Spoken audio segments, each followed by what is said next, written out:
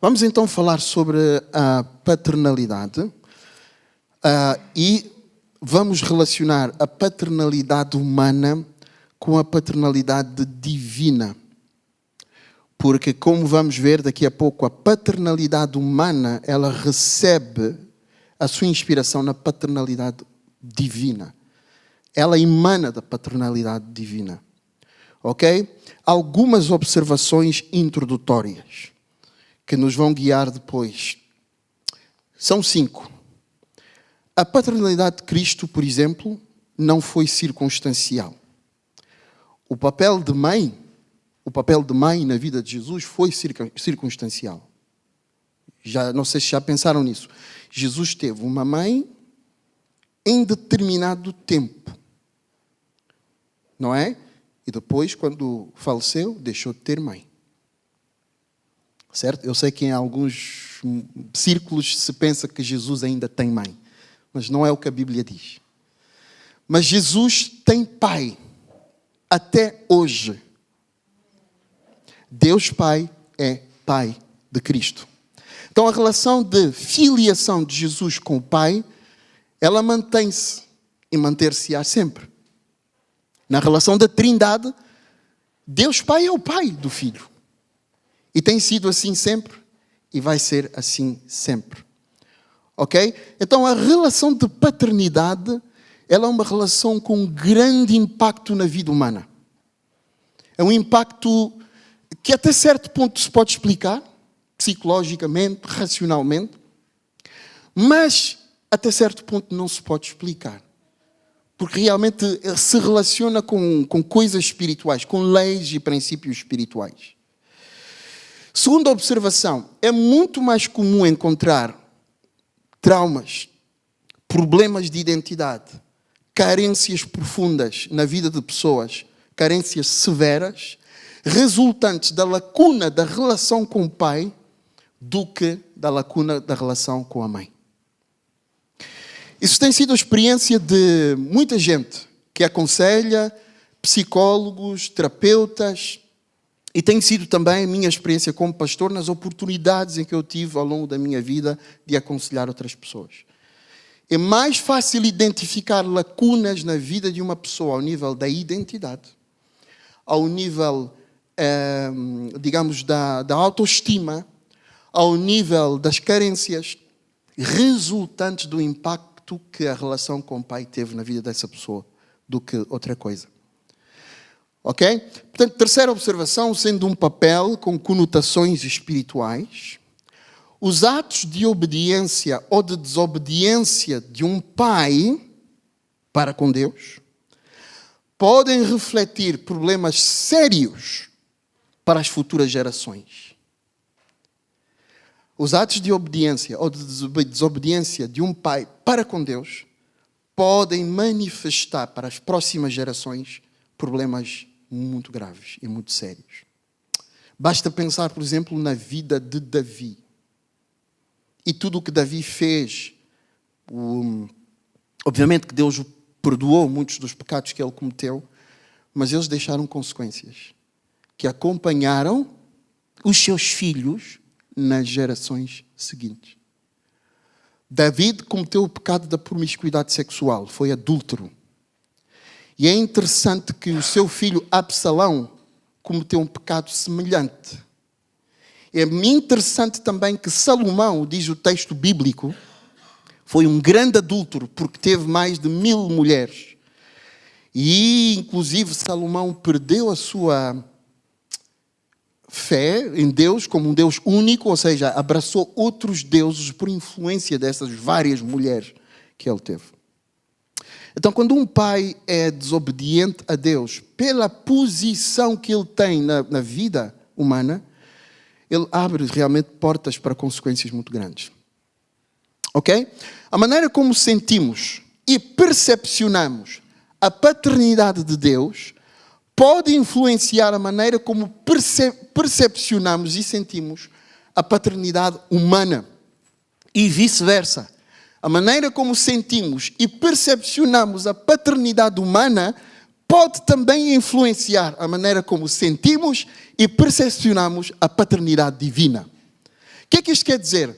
A maneira como eu vejo o pai terreno, o tipo de relação que eu tenho com o pai terreno, as experiências que tive com o pai terreno e a maneira como eu sinto o que é um pai, percebo o que é um pai terreno, vai refletir-se na visão, na minha visão de Deus como um pai. Na maneira como eu vejo Deus como pai. Isto é, se a minha percepção de um pai é que ele é somente uma figura de autoridade, e é que ele é uma figura, uma figura de juízo, ou seja, de correção quando eu erro ou cometo falhas, esta é a maneira com que eu vou ver Deus também como pai.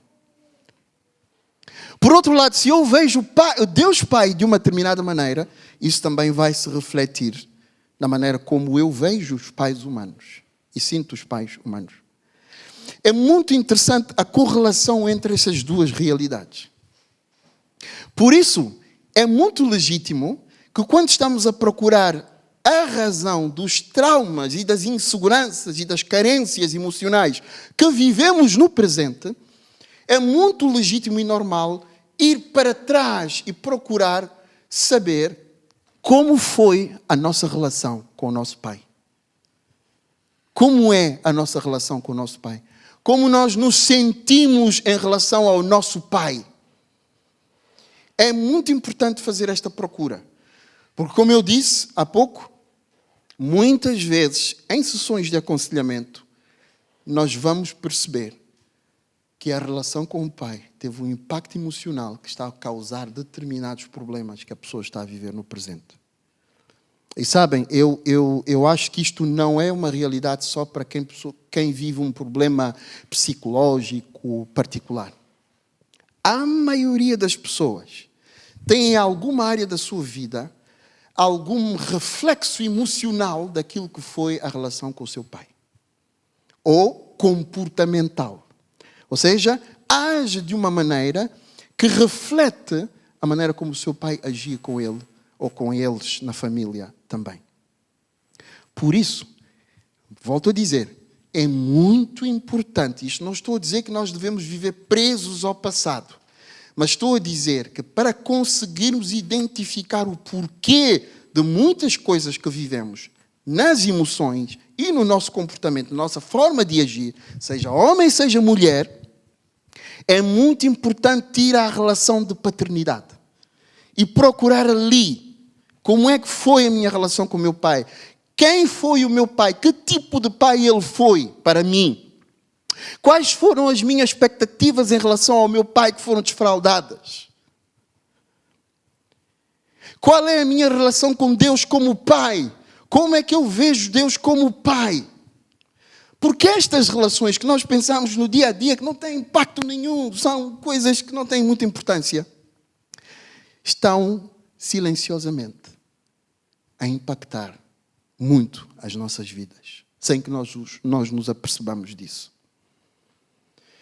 Então, vamos agora ver, de acordo com a Bíblia, o que é, como é que Deus é como pai. É óbvio que nós não vamos ver isso de maneira exaustiva, porque íamos ter que passar aqui muito tempo a ver várias características de Deus como pai.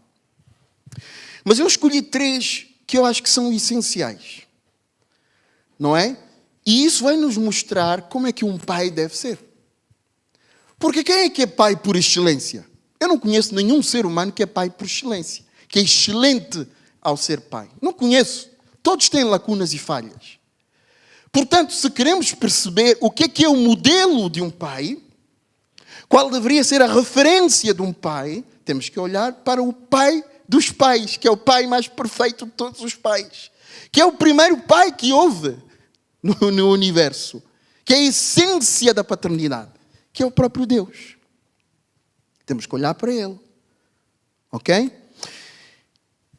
Então, quando eu olho para Deus, eu encontro, em primeiro lugar, há 3 características das quais eu vou falar, e a primeira delas é o equilíbrio entre a autoridade e a intimidade.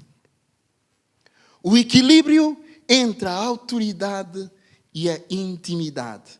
Por isso, neste verso que Paulo escreveu, Ele passa, vocês vão de ler em casa, ele passa o capítulo todo, o capítulo 8 todo, e vem de trás até, desde o capítulo 7, a tentar explanar qual é a relação que nós temos com Deus, como Pai. E depois ele diz, é pelo Espírito Santo que nós temos, que nós podemos chamar a Deus, clamar a Deus, em qualquer circunstância da vida, em qualquer situação. Abba, Pai. O que é que significa Abba? Abba, Pai, é um termo que no fundo significa Paizinho querido.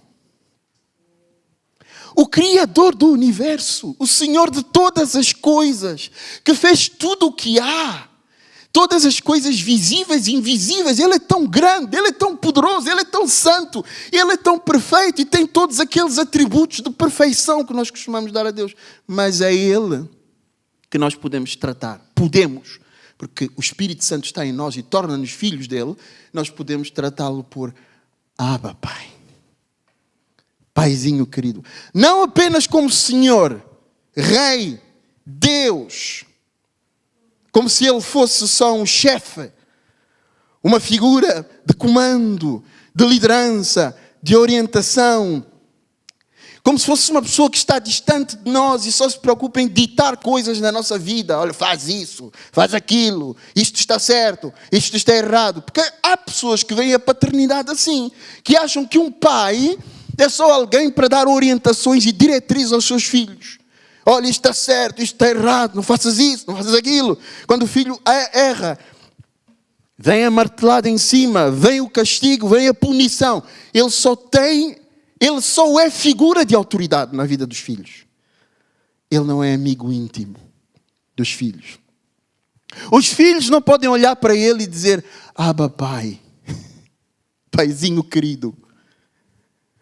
Então, quando nós temos esta relação que estabelece um equilíbrio entre autoridade e amizade e intimidade, isso vai gerar nos filhos confiança e segurança. Eles serão pessoas confiantes e seguros. E serão pessoas que confiarão muito no seu pai, ao ponto de, mesmo cometendo as maiores besteiras na vida, terem a confiança de chegar ao pé do pai e dizer, pai, epá, cometi aqui uma coisa muito má na minha vida. Sabem, por exemplo, a área da sexualidade. A área da sexualidade é uma das áreas onde os seres humanos têm uma facilidade enorme de esconder. Porque quando nós pecamos, os nossos pais pecaram, Adão e Eva, o que eles fizeram? Esconderam-se de Deus, não é? Esconderam-se do Senhor. E nós temos uma tendência, todo ser humano, desde a infância, tem uma tendência de esconder o que faz na sexualidade, na sua sexualidade. E de não dizer. Esta é uma das áreas que pode ficar seriamente afetada se o pai não tiver esta relação que é um equilíbrio de autoridade e de intimidade e de amizade. Porquê? Porque o filho vai tender a esconder as manifestações da sua sexualidade desde a infância. O pai não vai saber o que é que ele faz, quais impulsos que está a ter, quais são as tentações que está a ter, quais são as inclinações que está a ter. O pai não vai saber. Porquê? Porque ele é a figura da autoridade, ele está ali para mandar e está ali para dizer eu sou o chefe, eu sou o líder, eu é que comando. E quando os filhos chegam perto não há confiança. Não, eu não te vou dar confiança. Eu ouvi um pai dizer num vídeo do YouTube, por isso é que eu sou muito crítico com os vídeos do YouTube. Muito crítico. Não é só porque é o líder A, pastor A, bispo A, que fez o vídeo, que é verdade, sim, é verdade. Eu sou extremamente crítico. E aquele homem estava a dizer, eu não sou amigo dos meus pais, eu não tenho, dos meus filhos. Eu não tenho que ser amigo dos meus filhos. Não. Eu sou pai deles, eles têm que perceber que sou pai deles. Dá para perceber que ele está a transmitir esta ideia. Não, eu sou o líder, eu mando. Não temos que ter cá confianças uns com os outros. Pois, por isso é que depois, na adolescência, começam a manifestar-se coisas que a gente diz, de onde é que isso veio? Porquê é que isso está a acontecer? E entramos em pânico. Mas não foi esta a educação que eu dei. Pois, deste uma educação certa, certinha, correta, direitinha, e achaste que aquele miúdo, por teres dado uma educação certinha, correta e direitinha, ia crescer certinho, direitinho e correto. Só que a vida não é tão linear. Nós somos de carne e osso, toda a gente passa por influências negativas ao longo da sua vida e é necessário que encontre nos pais, no pai sobretudo, na figura do pai, porque é a figura da autoridade, é necessário que encontre no pai a abertura para poder partilhar o que se passa com ele. Pai, estou a gostar de uma miúda, pá, não sei o que se passa comigo, estou aí com uns desejos, pá, que eu não estou a perceber. É pá, filho, anda cá que vamos conversar sobre isso, pá, isto é normal, isso aqui, pá, pá. Dá ali umas orientações.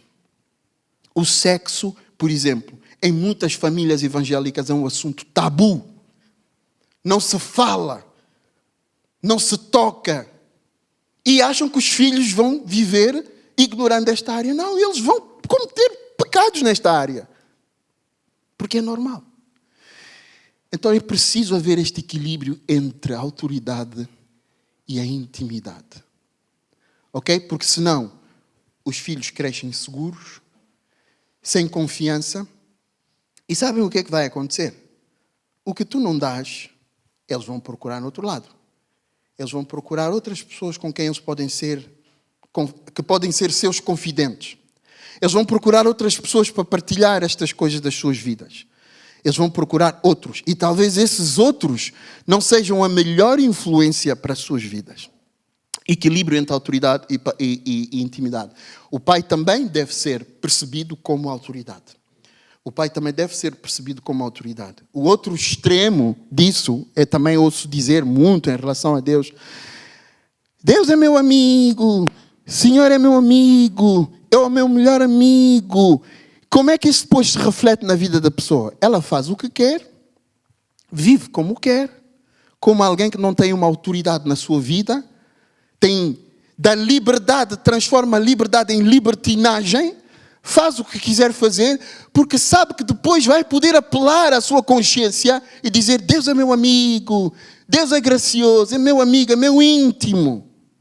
Bem, Deus é teu amigo, porque Cristo conquistou esta posição, esta possibilidade para ti, de teres esta intimidade com Ele. Mas Deus não deixa de ser Deus. E Ele não deixa de ser autoridade na tua vida. E a palavra dEle deve ser levada a sério porque Ele é autoridade na tua vida. Se Deus diz isto é errado, deves ouvir com seriedade o pai falar que uma determinada coisa é errada. Porque Ele é teu pai. E sabem o que a sociedade tem ensinado nos nossos dias? É que um pai, por ser um pai de amor, deve dar tudo o que os seus filhos pedem. Tudo. Não podes dizer não. Eu lembro-me de alguém me dizer assim, que os psicólogos estão a desenvolver um conceito de que é errado utilizar a palavra não com os filhos. Que não se deve utilizar a palavra não com os filhos. Porque a palavra não traumatiza-os e eles crescem traumatizados. Por amor de Deus. Por amor de Deus. Contem-me outra história. De onde é que vem esta noção que não se pode dizer não? Um pai, sendo uma figura de autoridade, que ama o seu filho, está ali para dar o que o filho precisa, não o que o filho quer e deseja. Mas, olhem, se nós não estivermos atentos, até eu confesso que com as minhas filhas é uma luta interior. Há certas coisas que elas estão a pedir, eu sei que não são tão boas para elas. O telemóvel, por exemplo. Papá, quero ver o telemóvel, preciso ver o telemóvel. E eu sei que já excederam tempo para ver o telemóvel. Mas há aquela tentação, para a minha filha, deixa lá, não há problema, não faz mal. Porque é minha filha, eu tenho que mostrar amor. O verdadeiro amor que um pai pode mostrar para uma criança, para um filho, seja criança, adolescente, adulto, é dar o que ele precisa e não o que ele quer. Na vida adulta, por exemplo, os filhos, a Yolanda teve a oportunidade de dizer que há uma altura que nós devemos quebrar, não é? Romper o cordão umbilical que nos liga aos nossos pais. Mas ela também enfatizou que a relação que os pais continuam a ter com os filhos é uma relação de conselho.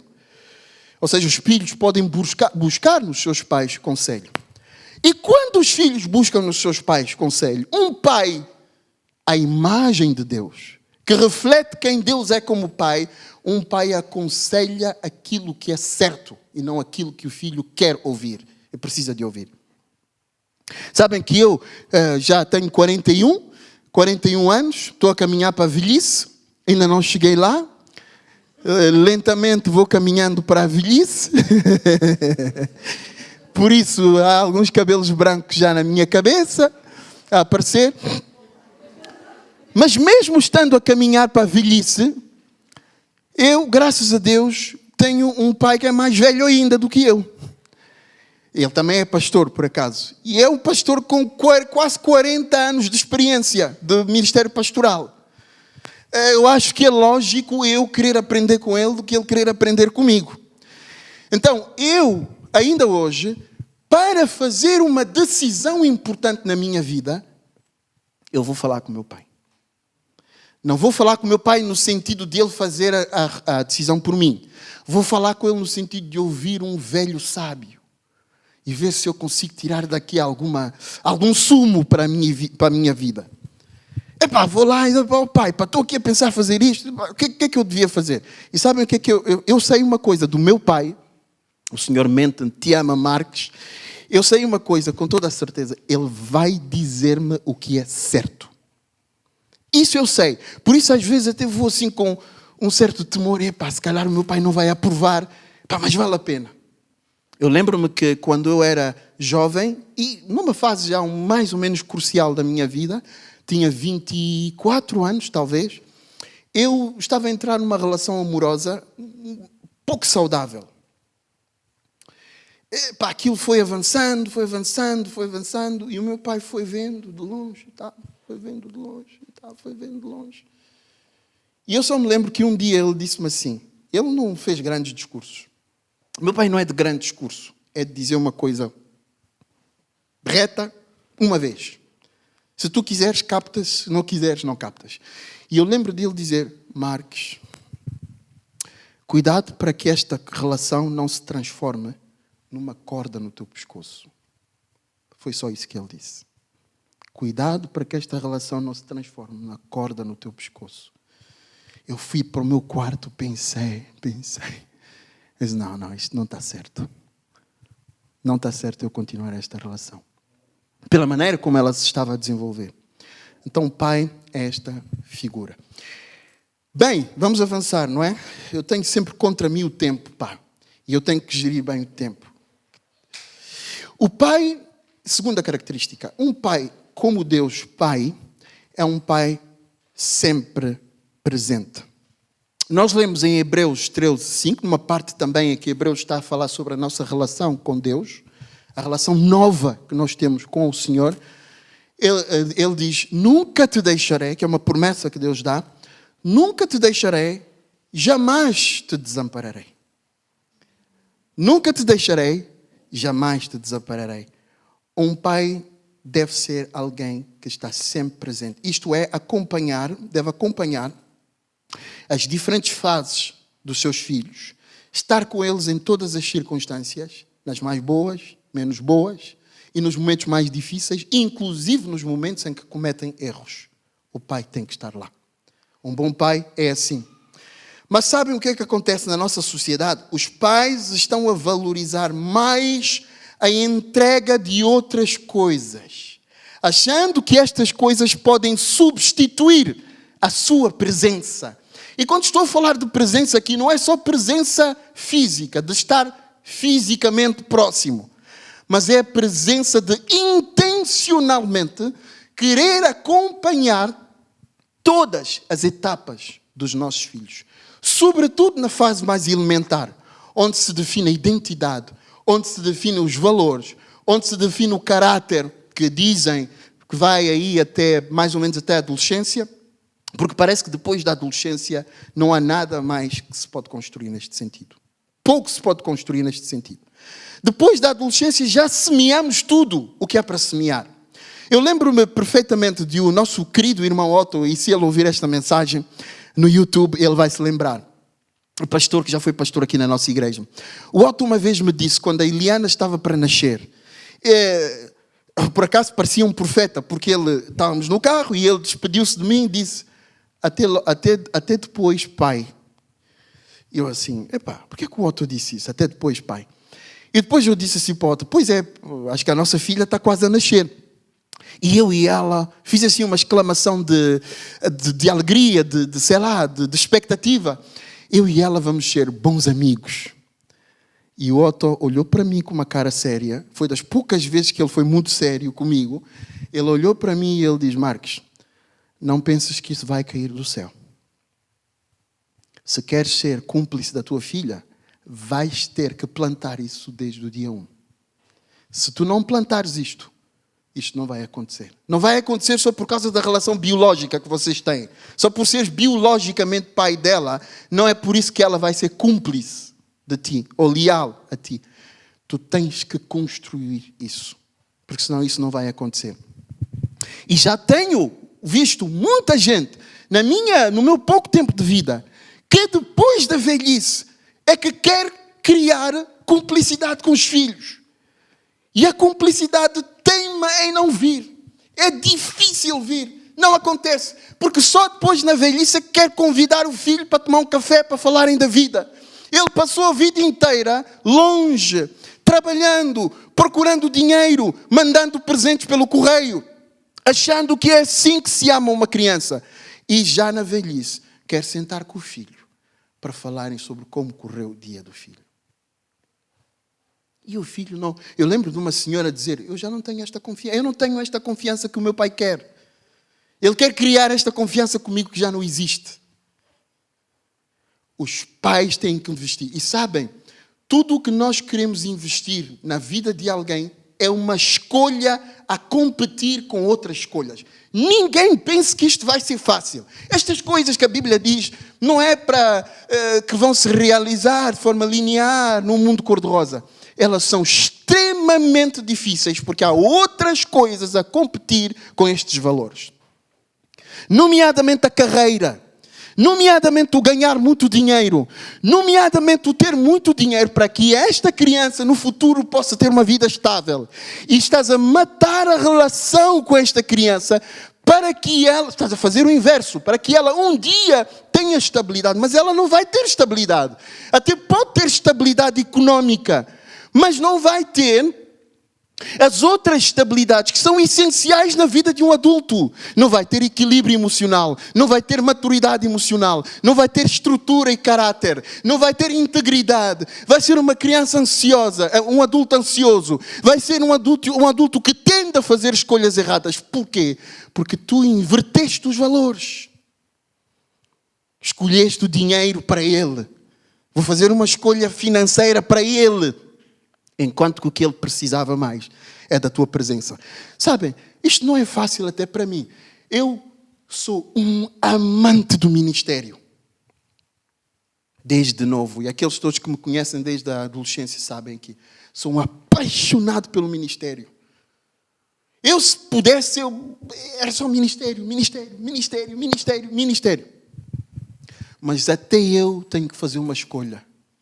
Eu tenho que fazer uma escolha todos os dias. E a tentação é grande em trocar os meus filhos pelo ministério. A tentação é grande. Às vezes eu tenho que dizer, eu não sou Deus. Tal fulana que está a passar por uma situação, eu não sou Deus. Se eu me puser no papel de Deus, estou a inverter as coisas. Deus está lá, eu vou apoiar como posso, mas eu não posso abdicar de cuidar das minhas crianças, no momento em que elas precisam muito de mim. Eu não posso. É uma escolha que eu faço. Olhem, digo-vos uma coisa. Eu vi isto, sobretudo quando estava no Congo, eu vi isto acontecer muito. Pessoas que, por causa do zelo pela evangelização, pelo ministério, evangelizaram muito e salvaram muitas almas. E as suas famílias, a certa altura, porque eles não estavam lá. Eles não estavam lá. Finalmente, para terminar, um pai ama incondicionalmente. Um pai não põe condições para amar o seu filho. Ele ama sem condições o seu filho. E haja o que houver, ele vai estar lá para o seu filho. E a Bíblia diz, por exemplo, acerca de nós, na nossa relação com Deus, no capítulo que nós lemos, de Romanos 8, do verso 38 ao 39, podem ler em casa, Romanos 8, 38 a 39, diz: nada nos pode separar do amor de Deus que há em Cristo Jesus. Nada nos pode. Eu não quero que esta frase pareça uma frase de licenciosidade para pecar, de licença para pecar. Mas nem o teu pecado e os teus pecados te podem separar do amor de Deus em Cristo Jesus.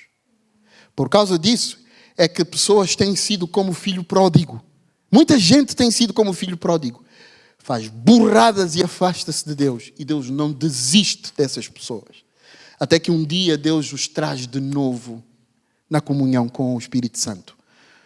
Porque Deus os ama. Se Deus não os amasse, como diz lá na parábola do filho, por exemplo, das 99 ovelhas a quem o pastor deixou para ir atrás da uma que se perdeu. Se Deus não tivesse amor por aquela ovelha, nem se ia dignar a ir atrás desta ovelha. Ele deixa as 99 e vai atrás daquela ovelha porque Ele a ama. O amor é a motivação de Deus para fazer estes sacrifícios que o Senhor faz na nossa vida. É um amor incondicional. E eu já vivi este amor incondicional, em que eu cometi uma grande burrada. Estou cheio de culpa na minha cabeça.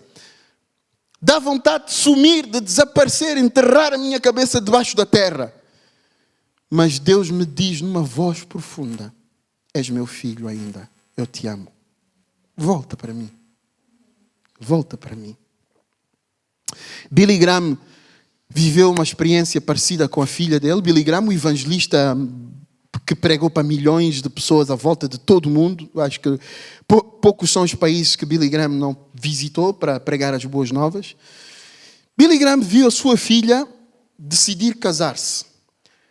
E ele, como bom pai, deu conselhos à filha. O noivo da filha era alcoólico. Portanto, tinha vícios com álcool. E para além dos vícios com álcool, ele tinha outros problemas graves, muito graves na área da sexualidade, que a filha não sabia. Eles casaram. O Billy Graham tinha avisado a filha: olha filha, eu ia ter muito cuidado em casar com este homem. Não me está a inspirar muita segurança. Mas a filha era adulta. Ela casou com aquele homem. Passados alguns anos, o casamento dela entrou numa crise enorme. E ela não encontrou saída senão divorciar-se daquele homem. Ela divorciou-se daquele homem e já depois de ter cortado o tal cordão umbilical, ela divorciou-se daquele homem e a questão era: para onde ou para quem eu vou? Para quem eu vou me virar? Ela disse: vou me virar para o meu pai. Ela foi para a casa do Billy Graham, bateu a porta do Billy Graham e disse: pai, está tudo acabado. Está tudo acabado. O pai, o Billy Graham, olhou para a filha e disse: filha, não te preocupes. Eu estou aqui. Eu te amo. Eu te recebo. E ele recebeu a filha. Nenhuma palavra de julgamento. Nenhuma palavra de eu avisei-te. Eu te disse. Porque naquele momento, ele queria dizer à filha: tu és minha filha e eu te amo, haja o que houver. Aconteça o que acontecer. Eu conheço um casal nos Estados Unidos cujo filho manifestou comportamento homossexual. Eles descobriram isso na juventude já do miúdo. Já tinha 20 e tal anos e ficaram a saber que ele é homossexual. Um casal de cristãos muito devoto e sério ao Senhor. Eles disseram: filho, nós te amamos. Nós não concordamos com o teu comportamento, mas nós te amamos e te aceitamos. Vais continuar a ser nosso filho da mesma maneira como tens sido até aqui. Eles abraçaram esse homem. Amor incondicional. Quando nós mostramos amor incondicional, os filhos crescem com segurança emocional. Eles não vão ser pessoas vazias de amor, que andam à procura de amor.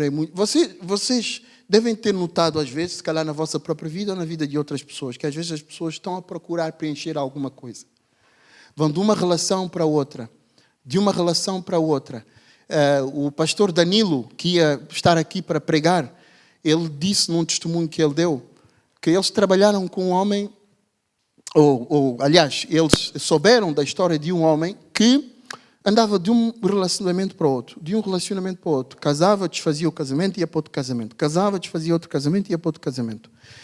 Até que numa terapia, numa sessão de ajuda, o terapeuta lhe disse: tu não precisas de mulheres e tu não precisas de sexo. Tu tens uma carência no teu coração que tu estás a tentar preencher à procura, ou procurando estas relações com outras mulheres.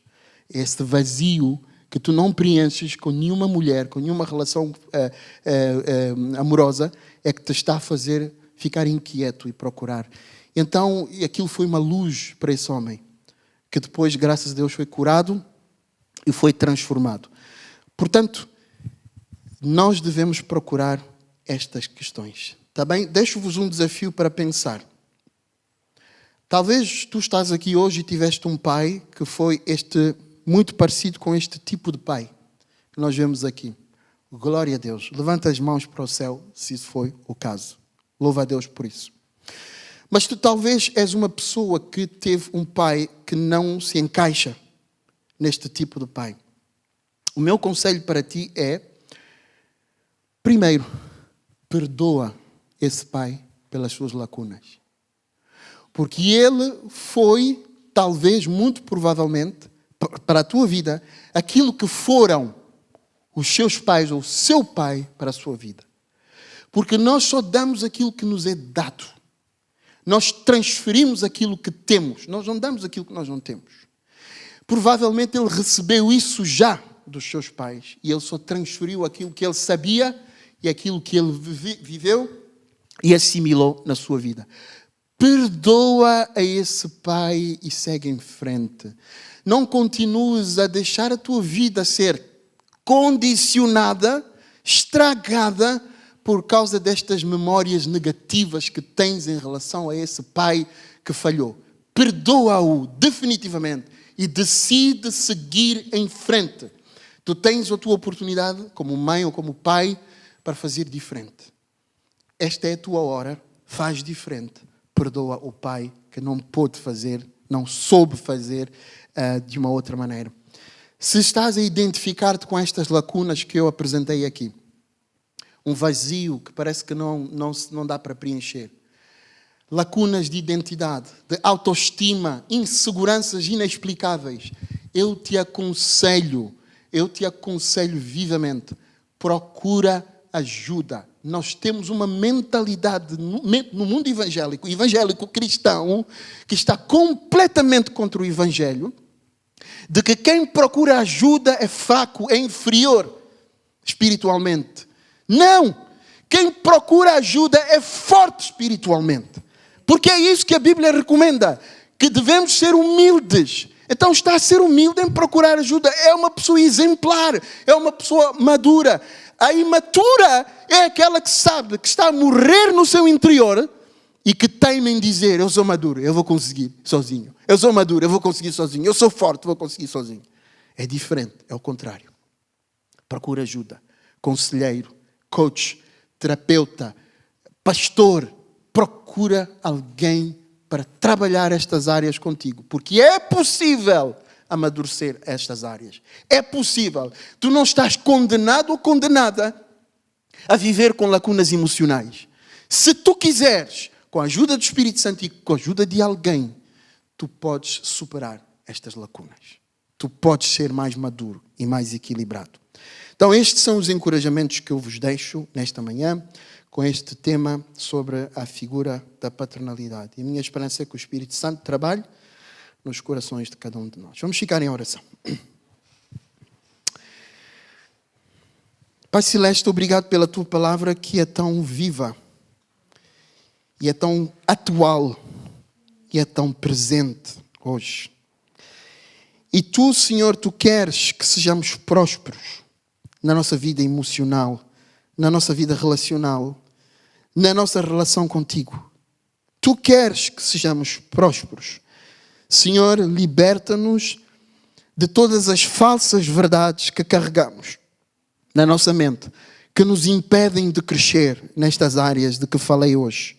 Que a Tua palavra, Senhor, mostra em relação ao nosso relacionamento contigo. Peço ao Senhor que Tu trabalhes profundamente ao longo da semana, no coração de cada um. Impede Satanás de roubar esta semente do coração das pessoas que aqui estiveram hoje.